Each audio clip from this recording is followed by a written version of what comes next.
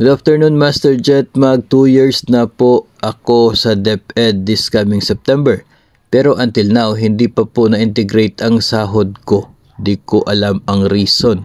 So, pag ganyan po, no, you can ask your school head or mayroon man po naka-assign sa inyo na non-teaching personnel. Kung mayroon po kayong AO2 dyan sa paaralan ninyo, pwede po kayong mag-refer sa kanila para maitanong po nila kung bakit hindi ka pa na-integrate sa payroll kahit mag 2 years ka na sa September. Last school year, nung vacation break po, PVP lang sahod ko. Nasa 6K lang po. Pero nag-volunteer po ako sa NLC, National Learning Camp. Ask ko lang po, Master, PVP pa rin pa kaya ang sahod ko this vacation, June to July? At ano po ba ang summation ng PVP? Salamat po. Lahat naman po ng mga teachers, no, itong mga teaching personnel ng DepEd, kapag school break po, ay PVP talaga, no, yung tinatanggap nilang sahod.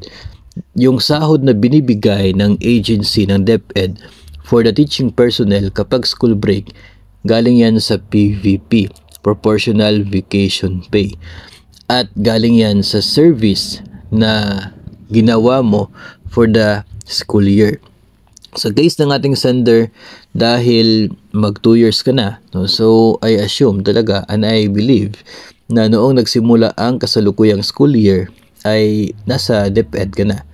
Ngayon, dahil in DepEd ka na noong start ng school year at mananatili ka sa DepEd ngayong end ng school year na ito, it means buo yung service mo sa isang school year.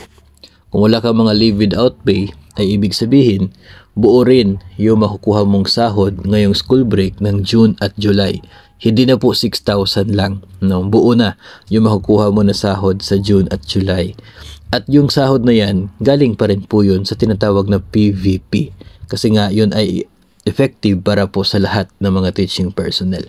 So buo po, no? Huwag kang mag-alala, hindi na 6,000 yung sahod mo ngayong school break.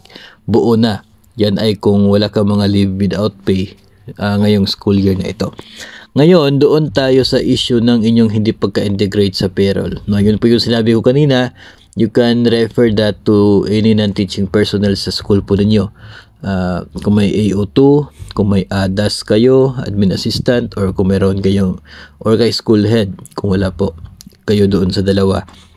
Si school head ay pwede po kasi yan na makibalita doon sa mga concerned offices para maitanong kung bakit hindi ka pa naipasok sa payroll, no, ng inyo pong division, especially na 1.5 years ka na as teacher, no. Hindi ka naman pwede na pupunta diretso doon sa opisina para magtanong kasi bawal kang lumabas sa school mo, no. Ngayon, if may kilala ka doon sa division office, pwede mo rin pong maitanong. Pero mas maganda kung itong mga non-teaching personnel sa school niyo ay i-refer nyo sa kanila, and I'm sure they have contacts para they can ask, no. Kasi mahirap yung hindi ka pa na-integrate tapos hindi mo alam kung bakit.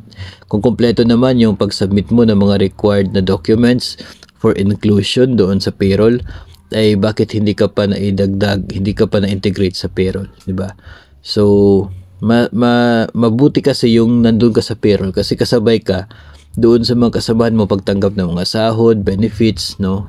Lagi kang belong na sa pagtanggap nila, kasabay ka nila, at mayroon ka siguradong payslip, no, kapag nandun ka na sa payroll. So yun po ang pwede po ninyong gawin sa case na ito.